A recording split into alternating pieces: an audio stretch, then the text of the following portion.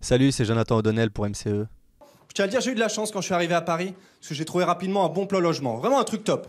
Un studio, 25 mètres carrés, 1200 € par mois, au 5e étage, sans ascenseur, ouais, sans escalier. Alors, en quelques mots, Jonathan O'Donnell, humoriste chroniqueur radio, et j'ai 30 ans, à peu près. J'aborde ma vie, voilà, donc ça c'est le premier point, c'est que voilà, c'est un spectacle qui est assez autobiographique.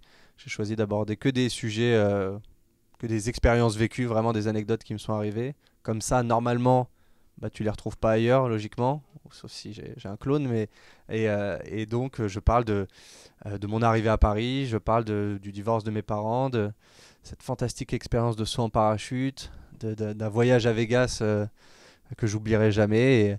Et voilà, plein d'anecdotes qui me sont vraiment arrivées dans la vie, et puis je te déroule ça sur 1 heure.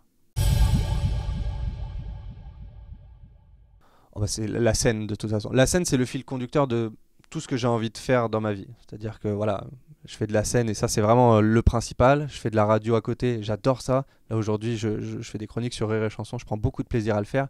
Mais ma priorité, ça reste la scène parce que c'est l'endroit où tu as une réaction immédiate, c'est l'endroit où tu prends forcément le plus de plaisir, parce que quand tu fais des chroniques radio, bah t'entends pas les gens qui t'écoutent dans la voiture, t'as pas les réactions, t'as rien. Et la scène, c'est voilà, c'est tout de suite, c'est cash, et c'est probablement le plus dur, mais aussi ce qui procure le plus de plaisir. Donc ce sera ma priorité, voilà, je pense.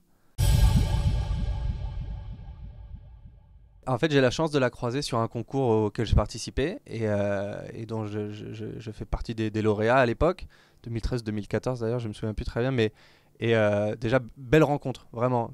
Moi, elle avait déjà une certaine notoriété, puis nous on était vraiment personne, et elle, son premier réflexe a été de dire, bah ouais, j'aime bien ce qu'ils font en fait, j'aimerais bien qu'ils viennent faire ma première partie, parce qu'on était 4 lauréats du concours, et j'ai trouvé ça super en fait, voilà, d'avoir cette réflexion.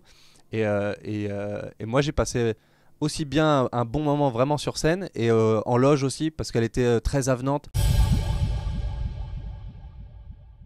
Puis il y a ce truc aussi que je fais depuis, parce que c'est depuis cette première partie. Je suis dans sa loge, elle me propose une banane à manger, tout. Puis moi j'ai pas faim en fait, avant de monter sur scène, j'ai pas faim. Et là elle m'engueule un peu en me disant mais c'est pas pour la faim en fait, c'est pour l'énergie que ça va te donner. Du coup j'ai mangé la banane évidemment.